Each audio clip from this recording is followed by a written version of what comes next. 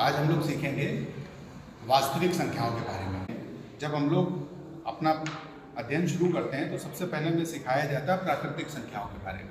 प्राकृतिक संख्याएं वे होती हैं जो 1, 2, 3, 4 से लेकर क्रमशः चलती रहती हैं और पूर्णांक में होती हैं।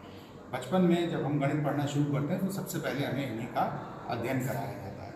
फिर जब हम थोड़े बड़े होते हैं और जोड़ना घटाना जैसी संक्रियाओं को करते हैं तब हमें पता चलता है कि शून्य की भी आवश्यकता है।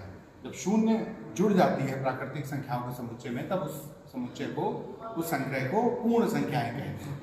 पूर्ण संख्याओं के संग्रह में जब ऋणात्मक पूर्णांक जुड़ जाते हैं, ऋणात्मक अंक जुड़ जाते हैं तब ऐसी संग्रह को पूर्णांक कहते हैं। और जब पूर्णांकों के संग्रह में ऐसे और संख्याएं जुड़ जाएं जो चाहे भिन्न के रूप में लिखी हों, चाहे दशमलव के रूप में लिखी हों, चाहे ऐसे दशमलव के रूप में लिखी हों जो आवर्त हो रहे हों, रिपीट हो रहे हों, जैसे 3, 4, 3, 4 डैश डैश, ऐसी सभी संख्याएं कहलाती हैं परिमेय संख्याएं। और इन संख्याओं के बाद अगर हम कुछ ऐसी संख्याएं भी इसमें जोड़ लें जैसे कि पाई और कोई ऐसी दशमलव संख्या जो अनावर्ती हो, अनवसानी हो, ना खत्म हो रही हो और ना ही रिपीट हो रही हो, ऐसी संख्याओं को हम अपरिमेय संख्याएं कहते हैं। पीछे ब्लैक बोर्ड में आप देख सकते हैं अपरिमेय संख्याओं के उदाहरण में पाई लिखा हुआ है, एक दशमलव की संख्या लिखी है जो अनावर्ती अनवसानी है,